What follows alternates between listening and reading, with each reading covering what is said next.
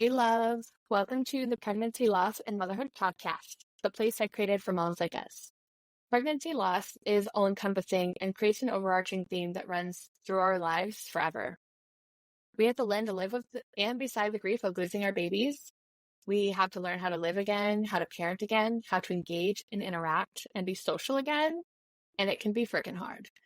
We have to relearn how to communicate effectively and compassionately so that we're connecting with our spouses and significant others. We have to find out who we are now. And I'm here to empower you and to inspire you to live a beautiful life, even with our unique systems. We can't change what happened, but we can use the strength and resilience that we've built to create a life that we love. And I am here to share everything I know about grief and motherhood, loss, relationships, and parenting. I'm here to encourage you to find that beautiful side of grief, the side where we don't feel the need to isolate or suppress the need to share stories and experiences out of fear, the side of grief where there's moms just like you sitting here and encouraging you and cheering you on. The side where we really want to be the best versions of ourselves, and not in spite of our loss, but because of it. Pregnancy loss is fading, but it gives us an invaluable opportunity to reflect on who we are, who we were, and who we want to be and become. So I'm so excited you're here today, and let's dive in. Bianca, thank you so much for being here today. If you just want to give the audience a little bit about who you are, what you do, I'd love for them to hear. Awesome. Well, thank you for having me. I'm very excited to be on your podcast. What do? I do lots of things. I wear lots of hats these days. But that's a bad question, I know. I was like, which parts? No, I spend a lot of my time working on supporting practitioners and folks who are interested in helping within the field of reproductive health and justice. So there's lots of different ways that people want to participate in that. But really my point is to bring joy back to people's work and back to the family and back to just like our general existence, especially for women and queer folks, because we hold a lot of heaviness. There's a lot we carry. It's heavy right now. And the most marginalized carry the most. And so I want to, with community hands kind of gather that up and especially after we went so virtual, like really get back into your physical communities. Connecting. And connect. Yeah. Like, it feels like my most important thing for 2024. So I do that in lots of different ways through education and activism and, supporting families and supporting practitioners and supporting women and queer individuals who are seeking some joy in their life. That's so amazing. I love that you. That's all. Right? Because you own more than one business, right? I feel like I do. I do. And they both kind of umbrella over so many things. And the point of all of it is to bring joy, is what I'm getting, which is so cool. Yeah, it is. And I mean, I technically own 3 businesses right now. They're all very adjacent, but Bebo Mia is my main mission. And I started it in 2008. And that we are a training organization for doulas, lactation educators, anybody's working in preconception, the whole gamut from preconception to the parenting. And then I purchased a corporation called Baby Me Fitness in 2013. And I wanted to it was the largest chain of pre and postnatal fitness centers in Toronto. And I wanted to move it online and actually create really talking about movement and stop taking it out of the fitness realm. I mean, it's through fitness, I suppose, but really talking about body liberation and anti-fat bias, because that's what I do within Bebo Mia. And I was like, well, I'm going to go to the belly of the beast here and, acquire the largest fitness brand and try to stop fat phobia and anti-fat bias through that way. And then I have my little tiny private practice in my little Nova Scotia tiny town where I take doula clients very occasionally. Yeah. I know when Sierra was trying to connect us, I figured I thought you, I don't know why. I didn't know you were like in Nova Scotia, Canada. Yeah. Like so far, way up there. It's like for me, like I lived in Michigan, like right here at the tip. So like it's, but I was like, it's so okay, far. I don't know where that is. I don't remember where that is, like from geography class. But yeah, it's so cool though. Like the reach that you've gathered over the years with your businesses. Like I was so excited that you were one of my guests because as a postpartum doula, like I when I first became a postpartum doula, it was like, when did I train? 2019. And I didn't know much about anything. So I hadn't found your organization yet. I just knew about DONA because I was in Washington State and Penny Simpkins Center and things were there. And DONA's like a main thing over there. So I trained with DONA. But after I had trained with them, I'm like, I found all these other organizations. And I've heard nothing but amazing things from the women and people who take like your trainings. Like everyone's like, there's nothing like it. Like everybody is always so happy. Like there's you can have there's a spectrum of happiness when people buy something, but I was always like so like impressed by the outcomes that these people were getting from your course. So, because I was like, Sarah, I think I really need to take the birth training because like where I am in the pregnancy loss world, I'm a postpartum doula. So I like come in after the baby had died, and they're in the hospital going through all those processes and then at home. But I'm like, I think I could reach more people and support more families if I could be a birth doula and I was there in those instances. So that's just something I was like, yeah, I need to my cheeks are hurting from smiling. Sorry. But yeah, I'm very impressed by everything you do. I love, I don't know, like your energy is very sweet and kind and like, just, it's cool. Oh, thank you. And I know, so if we want to get into like, we had talked about pregnancy loss and stillbirth and miscarriage and most everybody knows about mine. I talk about all the time. It's like, I'm very open about it. I had somebody reach out to me and they're like, aren't you worried about talking about this stuff with all the things that are going on? Like with Roe versus Wade getting overturned and like, just all these scary things that are happening in respect, like to our bodies and like our person. I know. I'm like, it's wild. I never thought about it. I never thought that it was like this wild thing I was doing. I just thought it was because no one's ever like came after me or said anything or, but I'm like, no, I've never actually thought about that. I never even thought that would be an issue. Like it's the podcast, like these things that we're talking about are, to me, they're normal now because I've spent my time talking about them. But what is your experience with like pregnancy loss, if you want to talk about it, or miscarriage, stillbirth, that type of thing? Yeah. So, I mean, I've had two entry points. One with, okay. Yay. Okay, great. Okay. So your question, pause there for you. Yeah. So I've had, a personal loss and it's so interesting because I also support a lot of families with loss. And, I always felt like I invalidated my loss historically because it felt different for me at the time. I didn't clock it as a loss. So I had a termination in my freshman year of university.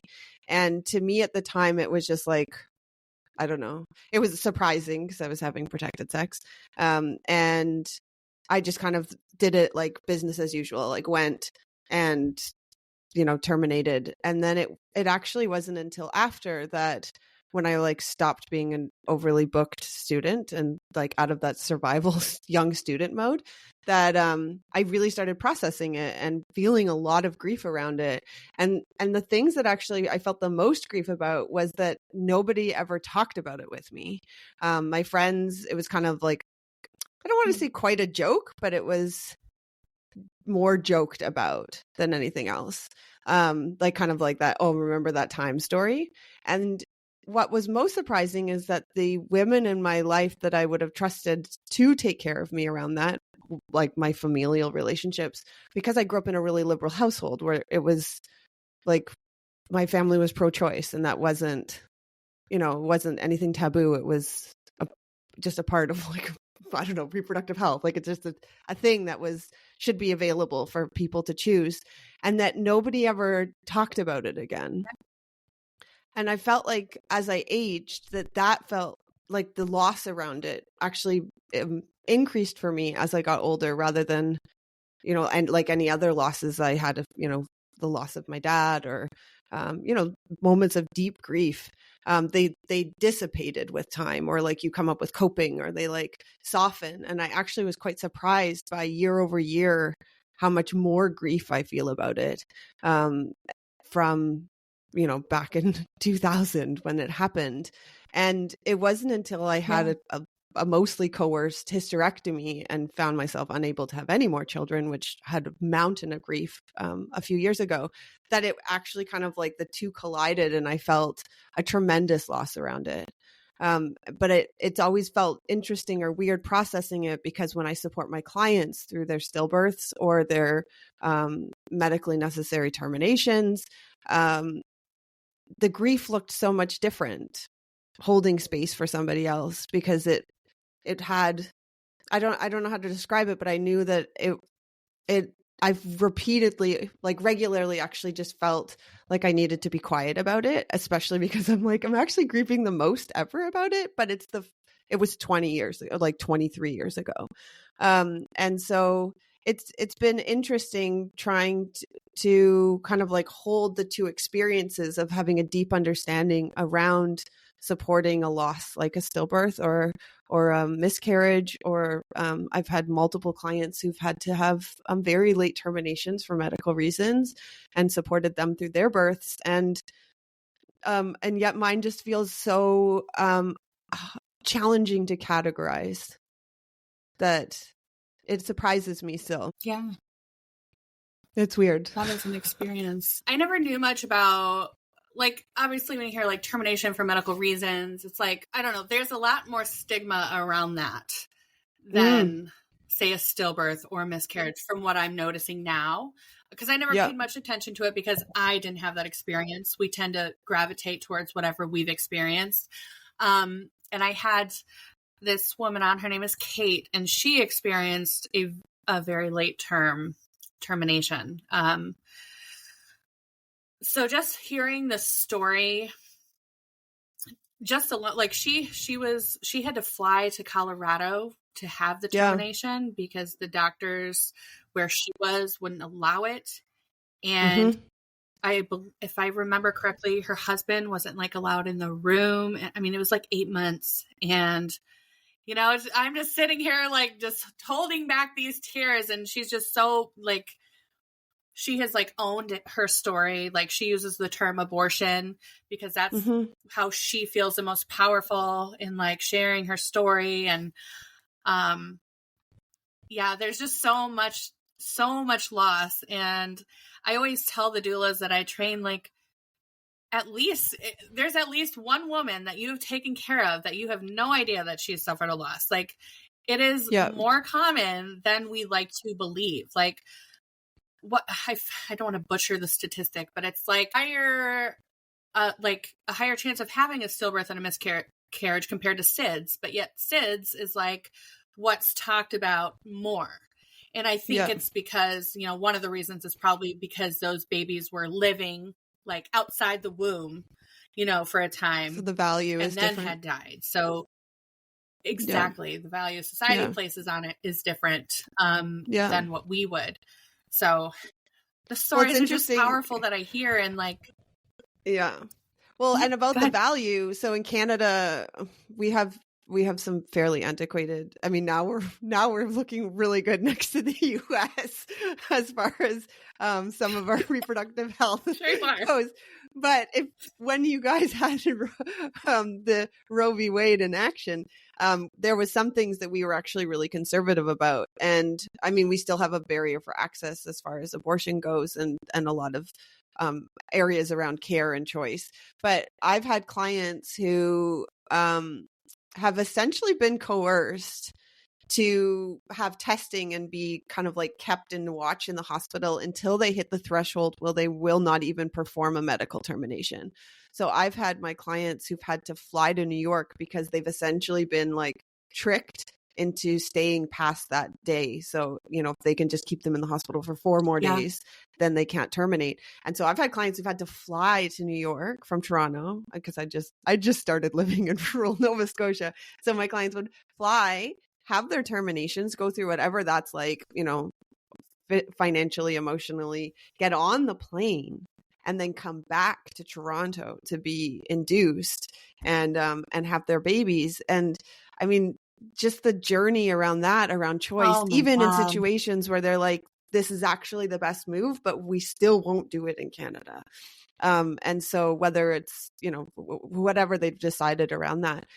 So like, but again, they experience their loss totally different, and we look at it differently, because I know in support circles, especially because I spend a lot of times with folks who are trying to conceive, there's these kind of like off the cuff comments, which I know you talk all about, off the cuff comments that are not helpful.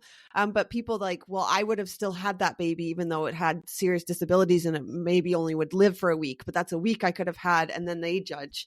Like, so there's all this hierarchy around, you know, just the value. And so back to when I felt like I was at the very bottom of the hierarchy as like a freshman who's terminating when we have this, you know, a stillbirth or a loss within that fourth trimester.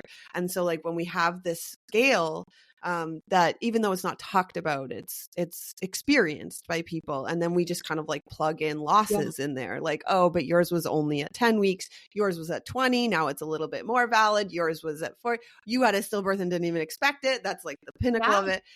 And termination for medical or personal reasons is like real low on being able to share that space. And I was, I can't remember if I told you this when we were talking a couple of weeks ago, but there was a, for Mother's Day one year, this local photographer was doing free, really beautiful photos for people who had experienced loss. And everyone was talking about it, and it was my turn. So we were all kind of like waiting in this nice studio to like line up and get like a really pretty picture to essentially like capture the, you know, our children that aren't there to be with us on Mother's Day, which I thought was a lovely idea. And I was like, do you know what? I'm going to go do it. And I went there, and immediately it didn't feel safe for me to say like, I had an abortion when I was 20, listening to everyone else's stories. So I had to just be like, yeah, I had a loss in 2000. And I felt so like after, because I did it to be like, Bianca, you need to start getting support and talking about this within the lost community. And I felt so quickly silenced, and it's nothing that anyone said. And maybe it was just me, but I felt so bummed after, because I was like, oh, you're looking for people to like understand this point of grief, and I still can't stop invalidating it. It's interesting. Anyone listening who's agreeing with me? I don't know. But it's, I do get the privilege of caring for folks as they experience these loss, whether it's a loss through a prolonged trying to conceive journey, or a loss through their hysterectomies. It's a loss through miscarriage or stillbirth or terminations. And it's very healing for me to be able to provide care in those times, because I know how much it's needed, and I know a little bit about what that wound is like. Yeah, I get that question all the time, like, or question or like phrase thrown at me, like, I don't know how you do this. I'm like, honestly, it is what heals me from like my loss.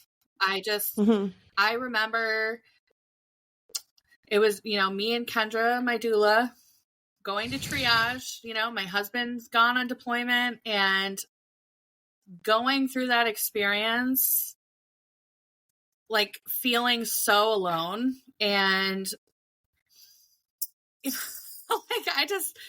I'm like, it's the only thing that I have found that really heals me little bit by little bit. Because nothing can fix it. Nothing can change it. Nothing can take it away. And like, I've learned a lot about myself from it. I know people don't like, I mean, I never liked the whole silver lining thing, or like, you know, I do think that I have found purpose from it, but that doesn't mean like everybody needs to. It can just be a shitty thing that happened, and there's no reason why. Like, babies should not die.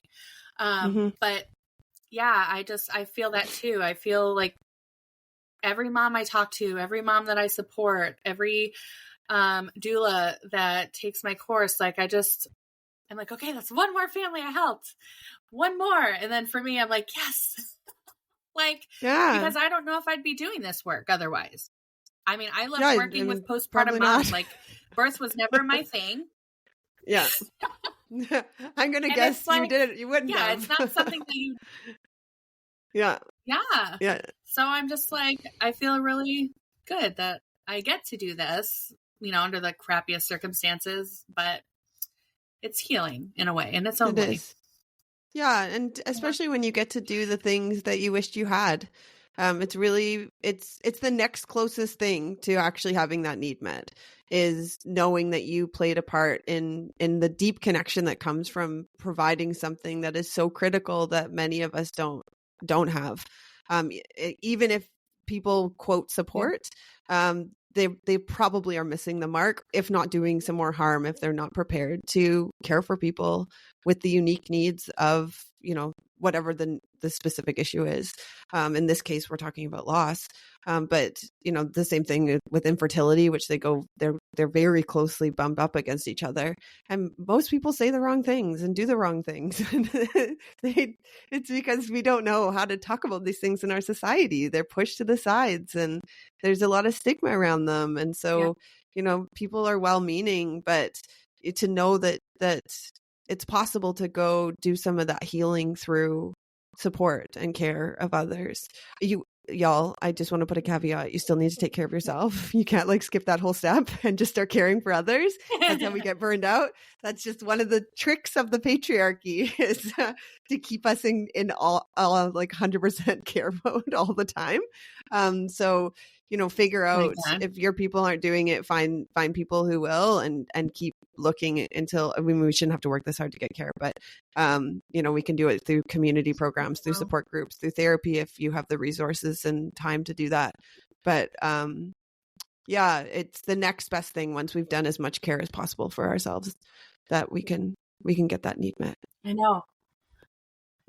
I had, her name's Lindsay. So she's like the CEO of marketing at Flexmort, which is the company that made the Cuddle Cot, and the Cuddle Blanket. And she had reached out to me, and it's like, I'm really trying to figure out how to get everybody to work together to, you know, just figure out how to make this so that it's like a streamlined precision, like care, support, whatever, you know. And I'm like, yes, of course I want to be a part of that. What did she say though?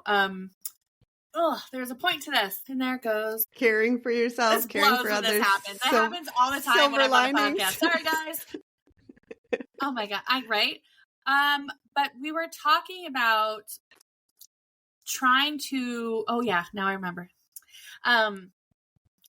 Even the hospital. So yeah, sorry. Quick going into Cuddle Cots. If you guys don't know what that is, it's basically a cooled bassinet that keeps the babies from deteriorating quickly, so that the families get more time with them. When I lost my baby, I didn't have one. And what I learned though from Lindsay is even the people, so like there's so many nonprofits that get them donated to hospitals, like, you know, like for their baby that they lost and stuff. But what happens is that hospital, they don't realize that every year they have to spend like money to have it updated and just taking care of maintenance. And then the nurses are not trained to use them. And so like, this is another part of it. Her point was, what?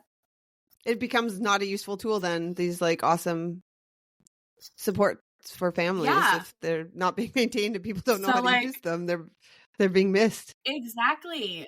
Yeah. And so what she's like, her thought is like, we need to get into nursing schools with these kettle cats, because they have a free training on using them, but it's not being utilized. So right now she's literally flying around the world, going to all these hospitals to see if they know how to use them. But the point is like, this care, it's not readily available in most places still. You have nurses like trained in bereavement, but this training may span just like one, I don't even know what a class looks like for them, or like, a continuing ed.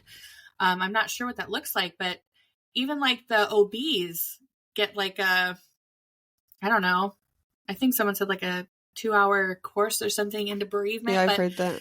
It's it's something like that. Nothing. And it's just not, it's nothing. I'm like, this is like year 2 of me actually like, and this year I'm like focusing on grief and what that looks like. And, but yeah, so I guess the point of all these conversations is to open up the conversation to get these things in place. Like my hope is to have a training that I can teach to nurses and, hospitals and birth centers and midwives and all these things. But I know that it'll be better if I, work with there's another woman that I was connected with that has like a course. And if we work together, we can make it even better. And like, so it's trying to figure out how to do this stuff. Well, what sucks is that the folks, because I mean, the people who are doing this work are community organizations, people like you and me. I train doulas to go do it. The most people you talk to are doulas that you're getting that want to participate in providing really great loss care. And the people who really need to also have this, because doulas, our profession has come in to fill the gaps from our healthcare system. And it's so ironic that the doctor, like physicians and nurses, and I mean, midwives get a little bit more, but not as much as they should either. Yeah. And they're the people making the first contact. And so most people are not getting even appropriate care right after. I know this because I've been in the hospitals. I've been there for my clients who have learned that they have a loss, and then they're just sat in the waiting room with a bunch of pregnant people in triage. And I was like, this alone needs to change. Like, this is just the first step that they've experienced. Like, they've just found this news out, and then they have to sit there. And then when they come back for their induction, they have to sit in the same waiting room with full-term people in labor as they're waiting to go into the labor and delivery ward, which is just, again, the same walls where they're hearing babies crying and people giving birth on either side of them as they're going to give birth and have just like it's the day their hearts are broken. And I watched, like, even if the nurses have some trauma-informed language, which some do, but most of the time I've experienced that they don't. They might have a piece, and then every single tool in the hospital, I feel real passionate about this, but every single tool, just like the cuddle cot, has been donated, and those gaps have been filled by community organizations. That's where, photographers come in who have volunteered their time through those. There's multiple.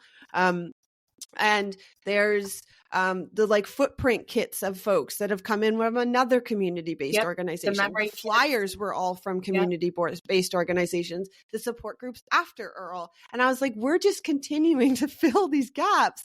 Well, the very people, if those community groups aren't doing this, we're expecting the hospital systems, the physicians, doctors, nurses to be providing that first contact of loss. And it's not happening.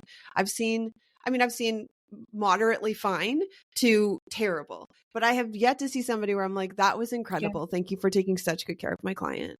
And I'm like, literally all of these dropped balls are being picked up by people. Which is great. Thank you to all of us who are doing it. Thank you for everybody out there doing it. But like, these courses and stuff, they need to be with the folks who are making the most contact with it. And that's primary physicians and midwives and doctors. And nurses. I'm not slagging you nurses. You got a lot on your plate. but we could still do a bit better as far as the heart-centered care. You're doing a great job on charting.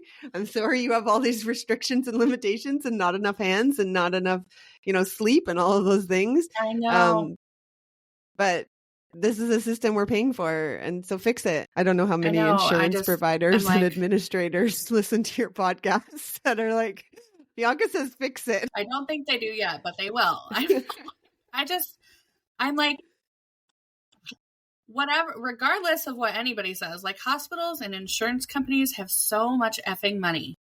There is no reason they can't have a separate room for these families. There's no reason why they can't pay for the support for them to go home and have 2-3 weeks of care. And that's the other thing I want. I want the hospitals or the insurance companies paying for this support. The families shouldn't have another financial burden of oh, well, I need support, but I can't afford it. So I'm just going to suffer.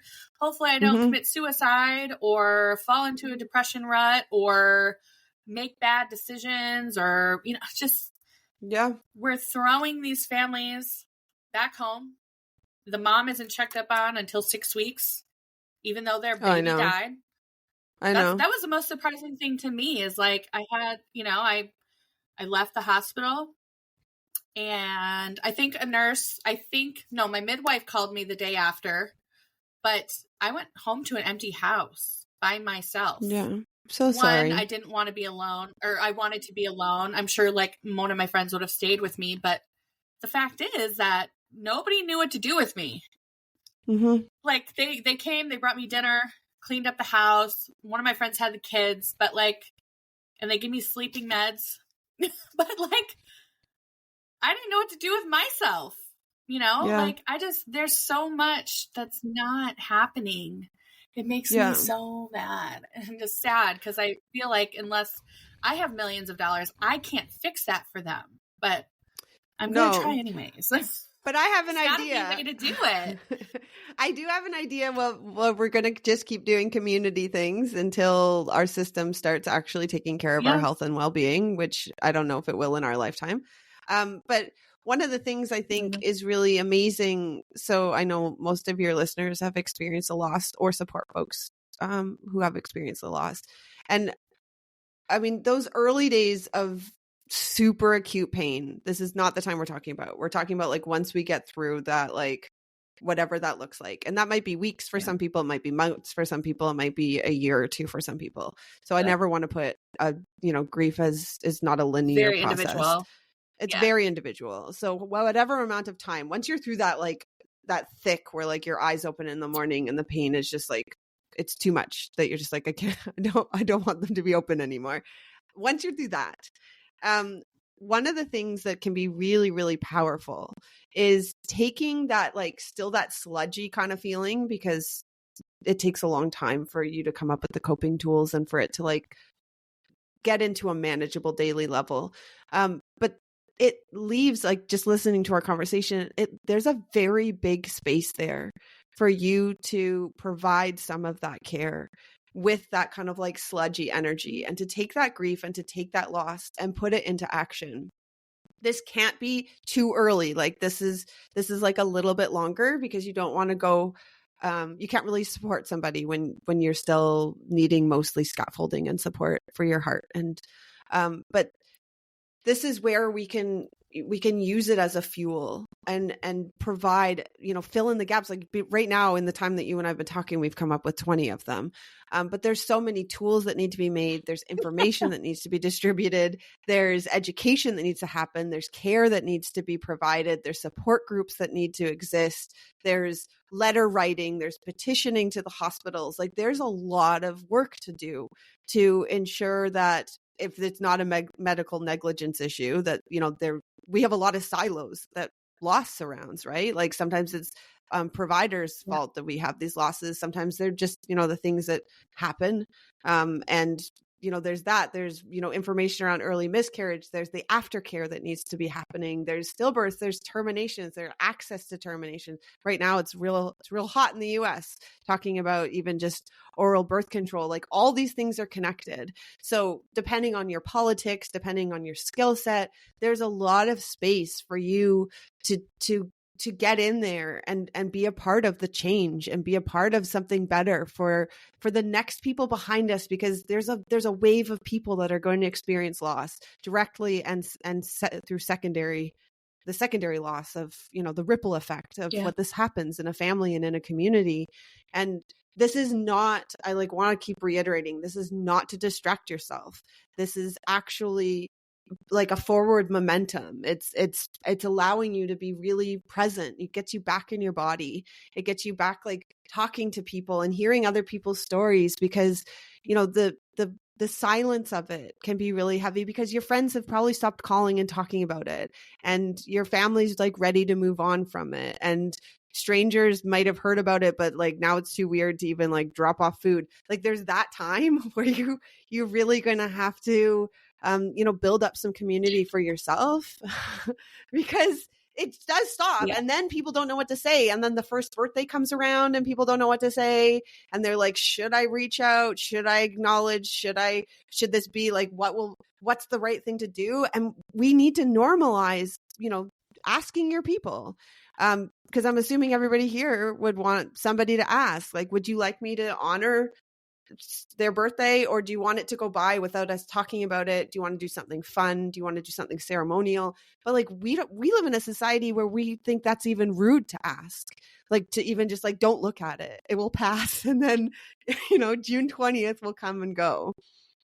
And so I think that there's a lot to be done here, and unfortunately it falls to us to kind of fill in those gaps. But the good thing is it's a really critical part of our healing journey that is missing, because we do so much, like we default to sedentary, to like grieving in like a still position.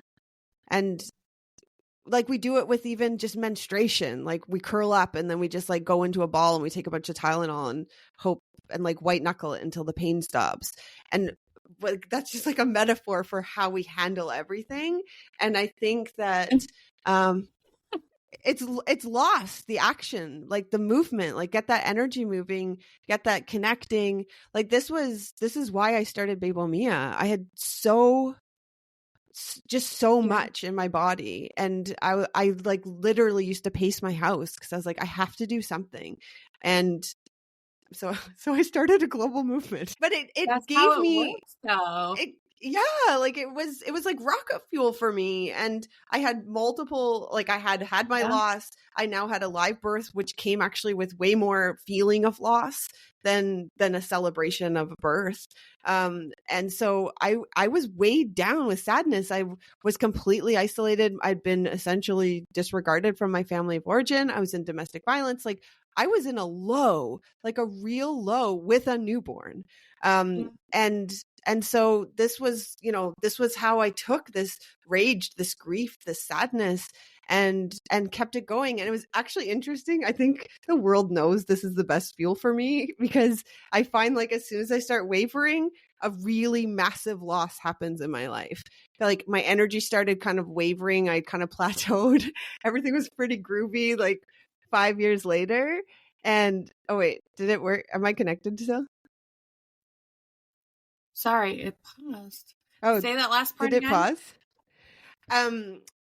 Yeah, I find it interesting that as soon as I kind of get into a groove and like level out and have kind of a consistent smooth sailing, I get a really big loss. So after my daughter was born, 6 years later, I lost my dad to death by suicide, which just like my world fell out from under me. Like it's a very significant type of loss. And it was very surprising. And it kind of thrust me. It was like another wave of rocket fuel. Once I went through the initial, ugly crying and everyone, I get out of bed, my heart's so broken, I can't even breathe. And then I was like, added a layer to my work around mental health and got really active in the survivors community and talk really openly, because suicide, just like stillbirth and miscarriage, is something that just gets pushed to the corners, and we have so little understanding about it, and we don't know what to say to people, and it has a ton of stigma. And like, you know, I had this kind of new wave and it was profound. Yeah. And then I had another major loss in 2021, which was another wave. And so I just find that sitting in it is just agonizing, and it just feels like it's going to eat you alive. And I put this out. This is not the only option of what you can do with it, but I put this out as a suggestion because I do know the weight of grief, and it's really, really, really heavy. And the combination of that weight plus their need for support and help and care in the world, they kind of like go together really nice. They're really nice little pair. Everything that's ever been done in this world is off the back of loss or grief. It's just, it's a catalyst for, I mean, but that's the thing, like our world, we need people like you, people like me, because there are women, humans who can't do those things. They don't know how to channel it. They've never been taught to do that. I was never taught to do it. I felt crazy because I just knew I needed to do something, but I didn't know how to channel it. I didn't know where to put it. I didn't, so I threw myself into like postpartum work because that's what I wanted to do. And then I was like, oh, maybe I'll start an agency. No, don't want to do that. Loss is where I want to be. Like, what am I doing with this? Like, okay, so while they held their baby all day, while they had to make all these, like the millions of decisions that you have to make during the worst time of your life, it's just terrible. But like, that's what I had to start doing, because there's like no path. There's no clear direction here. Like, it's kind of just, you got to figure it out as you go. So like, even if you don't have an idea of what you're doing, just start writing. That's what I always say. Like, just start, like, if you have ideas, like write down every idea you could possibly think of. It doesn't do anything, but it gets it out of your head, and then you can see it and you're like, that sounds so good. Walking meditations are really great. I would say what happens, I think one of a therapist might have told me this, maybe in one of my like grief support groups or something. Anyway, that after these major losses, your heart has the possibility of like breaking open or closing up. And, I think everybody's hearts have this like heartbreak open, and we either like close it up real tight or it leaves room for magic. And I heard that, and historically through my life, I was really like suffering in silence and thought being stoic, like anti-vulnerability was strong. I don't know, some young perspective. And I was really closed off, and like showing emotion, expressing emotion, was like actually agony for me. And I would have done anything. Like I lied all the time just to like protect the avoidance of vulnerability. And one of my therapists is, I was like, I think it was after the loss of my dad, I was like really stoically sitting there, like white knuckling through like this feeling. And she said, your heart's broken open right now, like let it stay open. And the combination of knowing clearly my dad was suffering in silence, and this invitation to let my heart open for the first time. And I made a commitment in that moment that I wouldn't let my heart close, and that I would express my emotions and feel deeply, like feel the world and feel my loss and feel just like feel joy. And I kept thinking I needed to feel all these sad things, but once I started feeling the sad things, I felt the deepest happiness I'd ever felt. Like, y'all, if you had asked me like if I knew what happiness was, I'd be like, oh, I've like laughed at a movie, or like I've enjoyed something, but I mostly was like deeply sad, just like a hum of sadness. And that heartbreaking open and just being like committed to like not letting it close. Like can I cuss on here? Yeah. Do you swear? Yeah. I'm like, I'm that asshole that I go outside and I was like, I can hear the birds and the wind in the trees. And I'm just so grateful. And like those, like, I don't say it out loud too much unless it's wild, but I'm like, and I feel deep joy. Like I just like rub my hands on bark, and I notice things that you guys, it's crazy, but like pure joy. And I feel that most of the time. Now I also feel deep rage at the patriarchy, and I spend my day oscillating between joy and anger. But I wanted to, like, while my heart had been broken open, I wanted to seize that opportunity and be like, I'm going to keep the feeling train going and not numb, not stop, like not try to make this, not distract, like not try to like get through this until it stopped, but to be like, feel this. And that was, I did a 180, and I was like, no more lying, no more hiding my feelings, cry when you need to. And it was really profound, but it took that lost moment to give me that possibility. And unfortunately, these things that shake us up to our very core, you know, sometimes that's the only thing that's going to change the trajectory of our lives, because it can't help but do it. I always felt like there's so much there that I just love. See if I can go through this without forgetting. But like, I think too, our culture is we've been like inundated with all these stupid beliefs and stuff. But the one that I didn't realize was such a big thing was that we act like we can only feel things like one thing at a time. Mm-hmm. And I think something that we like, I always try to tell anybody who goes through the loss, like, there is like, and this is the one of the ladies that I had interviewed used the word duality, and I was like, what is that? I could never think of a word, right? There it is.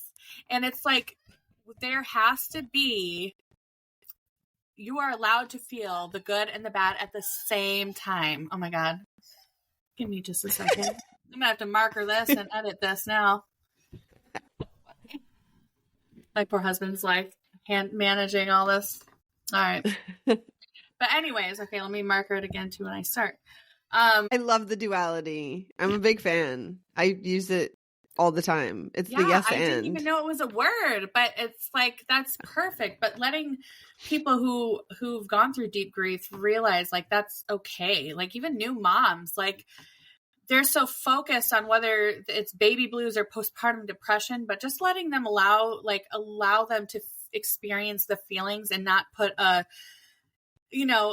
attach a belief to them, but allowing them to feel it and just releasing it. Like we've forgotten, or I mean, really, I was never taught that. I mean, I lived with very mentally and emotionally abusive mother, and so I just, like you were kind of saying, like, ditto. Don't share, stoic. Like, I was not allowed to express emotions. When I did, I would get slapped or yelled at.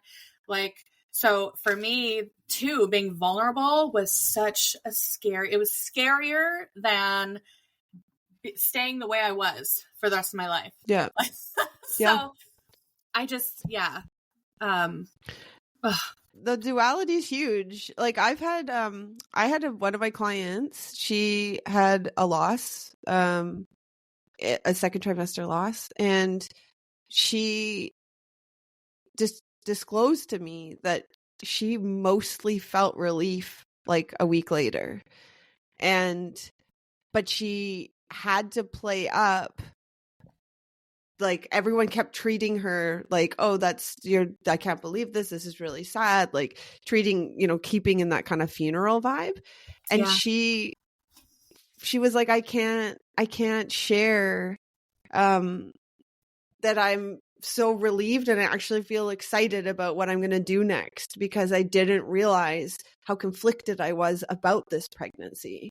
And her partner was feeling a lot of grief, but she was like, I simultaneously have this job thing that's really exciting. Like, I didn't want this. Now that it's gone, I can say to me, I didn't want this. But she couldn't share that she actually was excited. She'd got a promotion, like all these pieces that felt way more like those feelings were way bigger. And she was like mostly confused about the loss. And she did have the initial, like, you go through the paradigm shift, your expectations and reality have changed. Yeah. But But to hear somebody say that they couldn't actually share how they honestly felt about their loss, even though we don't even get great loss support, we get a little blip initially and then it disappears.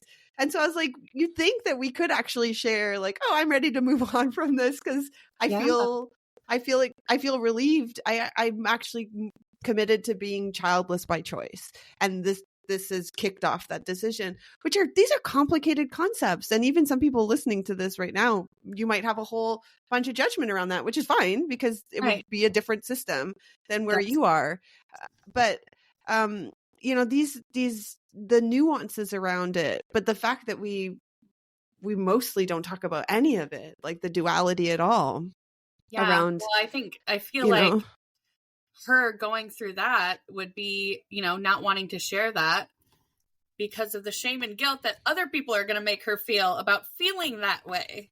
Like, and it's not, it's not like she's like, okay, like happy about the fact that she lost her baby. No, her life just changed. That was her new reality. Maybe for her, that was how things kind of worked out. To her best, to her highest good, for her highest good. Like, I just, for sure. There's because that's what she was dealt. Yeah, because like that's where she was. The same way if her pregnancy had continued, that's the only path she would have known, like the sliding doors version, right? And she probably wouldn't. She would have obviously, most people. I don't want to say obviously because I do know people that haven't, but she would have happily turned the job down because her priorities would have shifted because she had a live baby in her arms. Exactly. But she didn't get to have that experience. And I mean, I very openly, because y'all, I speak like so candidly because I want to invite people to hear what's possible and how we can talk about things. But like the loss of my dad was one of the best things to ever happen to me. Now, I was the closest with my dad. My dad was my hero. I come from a huge family and I have no contact with any people in my family after my dad died. So like with the loss of my dad came the loss of my siblings and my mom and my grandparents.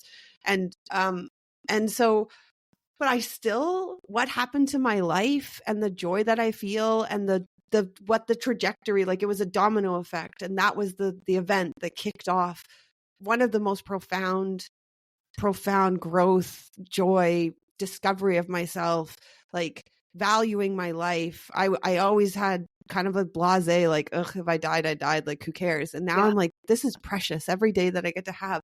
And so when I look back, obviously I feel grief. Like I dream about my dad all the time. And I know those are like the snippets I get to have with him.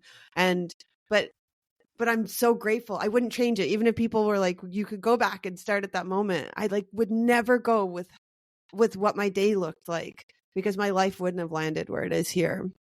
So anytime we have these really pivotal moments, there are going to be these things that it's okay and it's normal that you feel them. It might be relief. It might be happiness. It might be a discovery of like, because this happened, this other thing got to happen.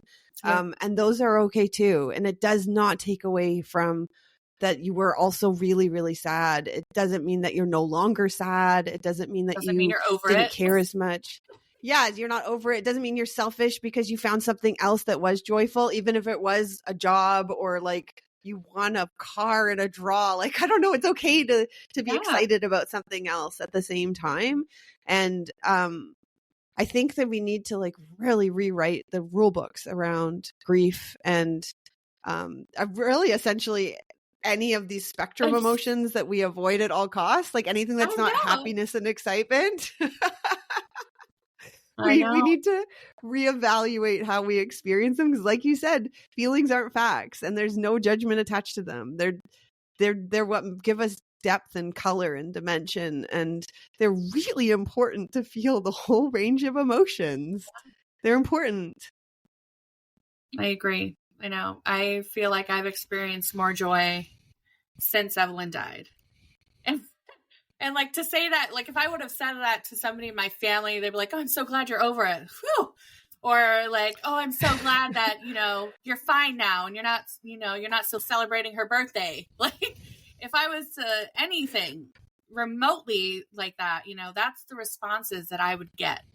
So just like reminding you guys, like there will be a moment when you're grieving and like you can make the choice And there's no wrong choice. So like, even if you want to sit in that grief longer, that is so valid and so fine. Like, because the grief is going to last your entire life. Like, it's just, it's going to come and go. Right. So, but you can make the decision to be like, okay, I want to do something about this, or I need to do something about this, or I want to be better, or I want to be different. Like, it's like it's a pivotal moment that you get, and like, you get to choose it. And that's so cool. Like, it's really a gift, like, stupid cliche. Like, it really is, if you want to see it that way. So well, you can see it as empowering. I love it. Just clicked for me as you said that. Because I always imagine it like these exit ramps that we get these opportunities, these like exit ramps off the highway. Because most of us are probably not super fulfilled with our lives. Like, we're mostly going through the motions. We go to work, we do laundry, we eat food, we watch Netflix, we go to bed. And with like a little bit of mix. So like, that's just the society we live in. And I think that as individuals, we can make a choice to live in a more fulfilling way, whatever it looks like. And so as you said that around the choice part, I think one of the things that just clicks, so thank you, is because those things, we didn't have a choice. We had these losses that were profound, right? And that's one of the things that causes so much rage is like, I didn't choose, like, who decided this? And you know, we have this, like, why did this happen to me? Why am I the person in this? The gift in that, which is what you just said, is that we have the opportunity to now choose whatever the next chapter is, which is such a, like, it's so great because the sadness is rooted in the lack of choice we had. Like, you had made a choice to do one thing and your plan changed dramatically. But that opportunity, like, don't miss it, because then you then will just be back on the highway on doing the same thing, but with this like really deep loss and a feeling of disempowerment. So you can get your power back, and you can get this kind of like this sliver of the feeling like autonomy, like that things aren't happening to you because something terrible happened to you. But it doesn't have to, you know, am I making sense? It felt like real like continue that way. Yeah. It doesn't have to continue that way. And so there's an exit ramp on your highway there, and you can take it, and you actually get way more choice about what happens after, which is, it's pretty cool. And again, you guys, we're talking like give it a beat. We're not like, don't miss your exit ramp. Out of my loss. Yeah. Like, again, it might be weeks, it might be months, it might be measured in years, but there will be a moment that you'll be able to feel it, that you're like, there's that exit ramp. If you're ready for it, to be like, I'm going to get through this. And no, I actually get kind of excited. Like, I've had some little losses, like kind of like a fire of them in a row recently in the last year. And I have to actually stop myself from like being like, oh yeah, sad, because I know there's an exit ramp on the other side. So when they happen now, I have to be like, hey, Bianca, be in this sadness, like feel this, and not even in a like, you know, pink clouding or toxic positivity way, but I legit get giddy because I'm like, yeah, I'm sad right now, and there's going to be an exit ramp up next. Yes, I know this pattern. That and this. Yes. Yeah. And so like, not even in an emotional bypassing way, but just in this, the pattern is loss, and then, or, you know, a grief moment or a shift, or your world changing in some pretty dramatic way, like, you know, breakups and moves, and those are the little micro losses. Yeah. But I know that there's I'm like, hot damn, what's it going to be this time? There is. I know. Well, I feel like going through such a tremendous loss of any sort is just, I don't know. There's a knowing in it. There's a knowing that something is going to happen. And I think that we get to choose. You know, I feel like I realized more after my loss that I had a lot to do with where I was at the moment. And so I realized that I could also change that. So. Yeah. Yeah, it shakes you up. It gives, I don't know how to describe it in any other way. And once you've experienced really big losses, and again, for some of you, we're talking specifically around the loss of our children, but anything that clocks as significant to you, after that, you kind of approach everything differently, like, because you've survived it, and you're here, and you know that the feeling isn't always going to be that acute, and it never goes away, as we know. Like, we grieve in different ways, and it pops up, and memories and longing and all of those things do happen. But it's interesting, the space that becomes possible after. And so once you've made it through, you kind of know, you're like, oh, I survived that. And those were things you probably thought you'd never survive. Like, those were some of your worst nightmares. And you're here. You're here on the other side. And we're so glad you're here. I'm so glad. I know, we're so glad. Here. We're so glad you're here. Yeah. And it's hard, and it takes active work every day to keep things filed and not let them take over. I have like a little laundry list that I have to work very, very hard every day to keep them in perspective. Like a mom that did a tremendous amount of harm, that mother wound, oh, she's nasty to keep in a nice, not in a like repressed way, but like, I can't let that take over. And it fights every day. You guys will all have your lists, and some days you'll be tired, and you'll be like, maybe your immune system's compromised, you're cycling, like whatever the thing is, and it'll take over, and you'll have a day where you're like, oh, this is a couch day. This is a cry. This is Cheeto dust on your sweatpants. Onion dust for me. And those are okay too. Like, they'll come up, and they can come up 5 years, 10 years, 20 years later. But it's the time in between that we can be like responsible with how we use it. And I can't say enough about using it for fuel and for action and for support, because I mean, even just with this conversation alone, there's so many places that needs your love and care. We need you. Sorry, something popped up. Weird. I know. Yeah. Trying to we're way over our mark. Okay. Oh, I love this conversation. I think that there's a lot to be learned still. I appreciate you being here so much. Is there like a place where people can connect with you or find you that you want them? Yeah. We made a special page for y'all for just your listeners. Okay. Yeah. So if you go it'll be in the show to bebomia.com. Yeah, it'll be in the show notes. So bebomia.com, but /PLM. And so we have a quiz there. We have some information, and just a flag for everybody. So we do have images of pregnancy and newborns, not on that page, but on the site. So I just want to flag if you're not in the space to be in a reproductive health space like that. Yeah. But if you feel ready to do support around either, preconception, loss, birth, or to support parents, especially parents who need some special care after either a long trying to conceive journey or rainbow babies. So there's a lot of care needed in this field. And so we have some information there. And if you are interested in jumping into one of our programs and using your grief and fuel in this way, we have a discount code. It's 15% off using the code PLM15. And that's just for your listeners. You're so sweet. That's amazing. Yay. Oh, well, I enjoyed our conversation. We should probably do a part 2 later on about something else that we deem worthy of conversation. That's a big long list, I bet. I know. I'll talk later then. Well, thank you so much for having me. Yes, thank you for being here. Thank you for listening to another episode of the Pregnancy, Loss, and Motherhood podcast. If you enjoy this podcast, I really want to ask you to please rate and review and leave a comment.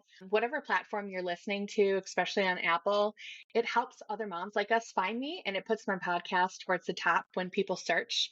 And although my podcast is already being received internationally, I really want to get as far reach as possible and help as many moms as we can. And also, if you are a mom looking for resources, you can head to my website at www.pregnancyLossEducation.com, and there's a tab just for you. I've created products like a coloring book and journal, and there's tons of free resources for you. And I'm currently working on a very exciting membership program just for moms like us. We will come together and using the love that we have for our babies, our passion, and the need to find a purpose and use those things to build a life that we are so proud to call ours. It's going to be amazing, and I can't wait to share it with you. Make sure when you are on the website to sign up for the newsletter. You can find that at the bottom of the page. That way you're the first to know when it goes live. I'm going to be doing a founder's launch, and it's going to be amazing. You can also find the coloring book and journal on Amazon by just typing in pregnancy loss journal or pregnancy loss affirmation coloring book. And if you're a doula or perinatal professional and would like to join one of our trainings, you can also head to the website at www.pregnancyLossEducation.com and click on the doula tab, and which will, of course, you can buy the online course and do it on your own time, or you can join one of our monthly held trainings.